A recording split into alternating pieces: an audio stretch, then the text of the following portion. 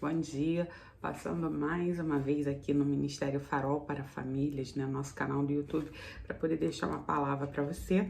E hoje falando a respeito de ciúme. Gente, eu não imaginava que seria um vídeo tão longo, então nós vamos dividir em 3 partes. Vou falar a primeira parte hoje e as outras 2 partes, eu e o Alexandre, a gente vai estar complementando aqui para vocês. Então, é uma tríade, então não perca nenhuma delas. Fala um pouquinho sobre o ciúme, né? Normalmente as pessoas falam que o ciúme apimenta a relação, ele é o tempero, né? Um gosto diferente no relacionamento. E a gente vem falar um pouquinho do ciúme sobre a luz da Bíblia. O que é a Bíblia, né? O que Deus fala pra gente sobre o ciúme. A palavra ciúme, no original, ela fala que na Bíblia, né, o apóstolo Paulo comenta que o ciúme não é amor. Ele diz pra gente que ciúme não é amor. E no original, inveja e ciúme, eles estão um pouco relacionados. Então, no original que vem do grego, fala-se um pouco de mostra-se intenso por alguma coisa e esforça-se por alguma coisa. E normalmente, os significados que nós temos, né, no perfil ocidental e dentro da nossa gramática, o que a gente entende por ciúme? Sentimento negativo provocado por receio ou suspeita, né, que a pessoa amada ela dedique o seu interesse ou seu afeto a outra pessoa. Esse é o que a gente vai trabalhar hoje. O item número 2 é receio de perder algo. E o item número 3, que é um sentimento negativo, que mescla um pouquinho de ódio, desgosto, provocado pela felicidade ou pela situação favorável de outrem, de outra pessoa, né? No caso, a inveja. Então, para a gente começar hoje falando só desse primeiro item, sentimento negativo provocado por receio ou suspeita de que a pessoa amada, ela se dedique ou tenha afeto por outra pessoa, a gente se reporta na Bíblia, na própria Bíblia, e ela não é controversa, ela fala que Deus sente ciúme por nós. Mas vamos entender que tipo de ciúme é esse? Porque existe um ciúme que pode ser considerado normal? Então vamos substituir a palavra ciúme pela palavra zelo. Deus sente zelo por nós. Esse tipo de ciúme, que é diferente do nosso ciúme, que nós entendemos como palavra, como nomenclatura de ciúme, é um aspecto de você, que é justamente para você não confundir, né, ciúme com zelo.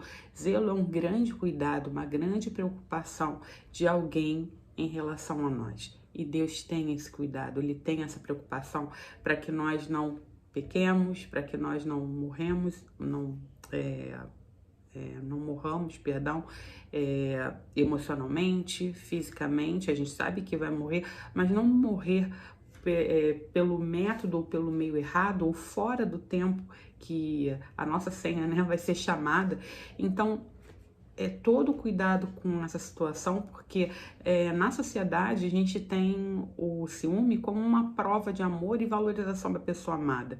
Só que até onde a gente segue com esse limite? Será que as pessoas sabem fazer essa limitação do que é zelo, do que é cuidado? E aí eu dou uma experiência própria. Durante muito tempo, no meu passado, eu acreditava que eu tinha zelo pelo Alexandre. Não era zelo, era ciúme. E com isso, você acaba sufocando, acaba colocando a pessoa numa situação de enclausulamento, onde a pessoa talvez não possa falar nada, ou fazer nada, ou se relacionar, conversando com uma pessoa do sexo oposto, que você já fica meio ressabiada, já meio olhando de lado. Então, e eu vim entender o que era zelo depois, né? O cuidado, a percepção. Vamos transcorrer aqui da aula e a gente vai conversar um pouquinho mais sobre isso. Zacarias 8, capítulo 8, versículo 2 fala pra gente assim: diz assim o Senhor dos Exércitos: zelei por Sião, com grande zelo e com grande indignação zelei por ela. O cuidado que Deus tinha com seu povo para que ele não caísse nas artimanhas dos povos estranhos, na idolatria a outros deuses, ou se prostituísse em relação à cultura ou às orientações que ele dava, fazendo com que era errado perante os olhos de Deus. Quando nós desgastamos os nossos relacionamentos, a nossa relação com o ciúme, ficamos com os ouvidos fechados para ouvir os avisos e as percepções que o outro está passando para a gente. E esse cabe o exemplo que eu citei anteriormente sobre mim e o Alexandre, porque nós mulheres como suportes, como direcionadoras, como radares. Se o nosso radar estiver quebrado, eu estiver mandando mensagens erradas, o marido realmente ele não vai entender aquilo que eu estou falando. E as percepções entre o mundo masculino e feminino, elas são os sinais que nós emitimos, né? Os sinais que os homens emitem para as mulheres emitem para os homens, são os sinais que são diferentes e muitas vezes a gente acaba não entendendo. Então, num casamento saudável, é necessário e é importante que as opiniões, a transparência, a comunicação, ela seja o mais clara possível para que um possa estar protegendo o outro dentro do relacionamento. E aí a gente saindo dessa premissa, né, que fala desse zelo que Deus tem por nós, existe também um ciúme exagerado e patológico. Nesse ciúme exagerado, que a gente já considera, né, como uma patologia, o ciúme ele sai fora do controle. E vai causar tristeza, vai gerar animosidade, vai causar... A pessoa de repente pode estar sentindo uma insegurança, baixa autoestima, depressão, ansiedade. Tudo isso são demonstrações de segurança também. O ciúme patológico, ele ocorre quando este ciúme ele passa a ser uma obsessão pelo outro. E aí é considerado realmente uma doença. As vítimas desse ciúme compulsivo têm as vidas literalmente controladas, e são submetidas a exigências, a limites impostos pelo parceiro. Ela não consegue dar conta disso. Em Cânticos, capítulo 8, versículo 6, fala assim pra gente: põe-me como selo sobre o teu coração, como selo sobre o teu braço, porque o amor, ele é forte como a morte e duro como a sepultura. O ciúme, as suas brasas são brasas de fogo como veementes labaredas. Então, o ciúme, ele costuma lançar sobre o outro uma ideia de desconfiança, de fraqueza de caráter, e a própria pessoa, ela chega a um estágio de arrogância, porque o pensamento que se tem, né? Se eu não estiver vigiando o outro, ele não terá forças e cairá sobre qualquer ou determinada situação. Então, é complicado, porque você foge dos limites dos parâmetros e você retira Deus da equação e se coloca como o centro daquilo que que deveria ser o desejo do afeto, o desejo do carinho, né? Não é mais amor.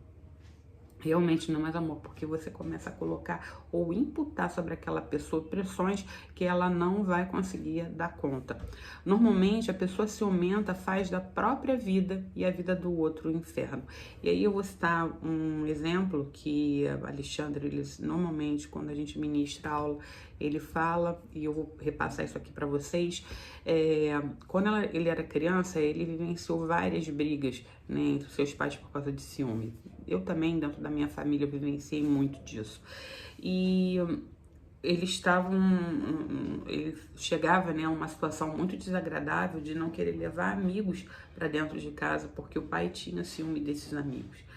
E óbvio, né, uma situação que traz muita dor, muito peso para toda a família. Uma vez ele comenta que ele foi a um show com a família, assistir uma programação de um grupo denominado Vila Sésamo, e óbvio que é muita gente, programação pública, Quinta da Boa Vista, para quem não conhece o Rio de Janeiro, uma área que antigamente era muito verde, né? É um espaço muito grande, e a fila normalmente é grande e ela vai se afunilando para poder passar numa catraca. E quando eles estavam ali na fila, um homem entrou no meio da minha sogra e do meu sogro, e aí começou a briga. Eles começaram a discutir, saíram dali, voltaram para casa, mas não teve mais diversão, não teve mais festa, não teve mais alegria, e foi um momento assim bem chato. Alexandre, ele comenta sempre, né, que até hoje ele se sente um pouco afetado por esse ciúme doentio do pai dele.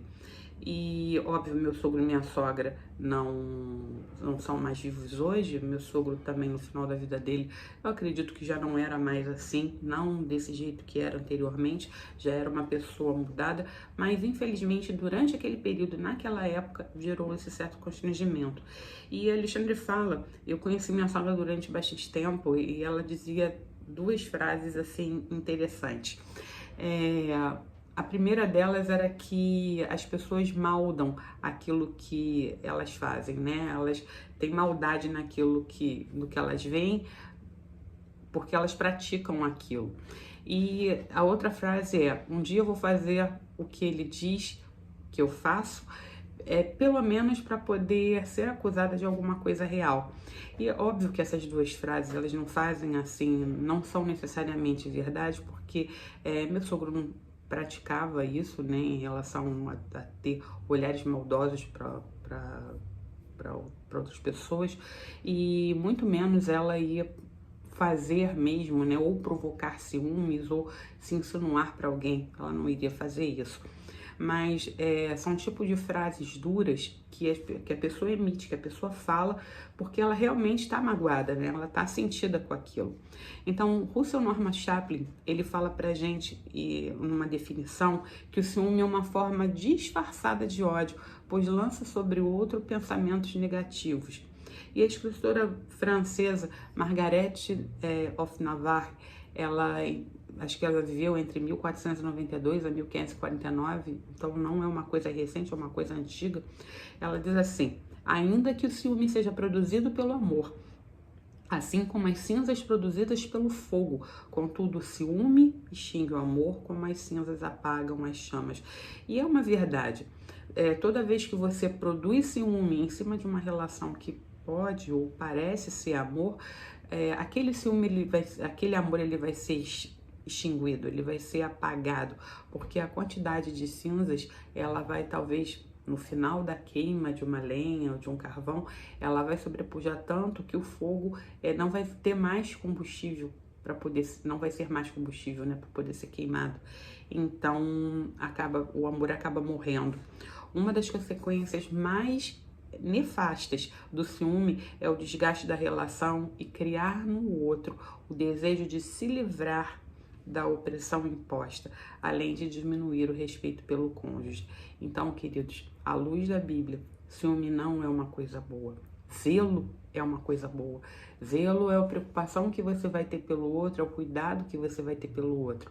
Mas ciúme, ele não apimenta a relação, ciúme não melhora o relacionamento, muito pelo contrário, como eu acabei de falar, né? Vai gerar no outro um sentimento, um desejo de se livrar da opressão oposta, vai gerar raiva e vai diminuir o respeito pelo cônjuge. E daí começam as brigas, começam as discussões, começam os problemas. Ainda faltam 2 itens para que nós completemos essa palavra, mas se você achou interessante, compartilha com outra pessoa. Eu acho que é uma palavra muito boa e muito atual também. Que Deus possa te abençoar. Curta, compartilhe, siga a gente e se quiser fazer um comentário, faça um comentário pra gente. Que Deus te abençoe, que tenha uma excelente semana.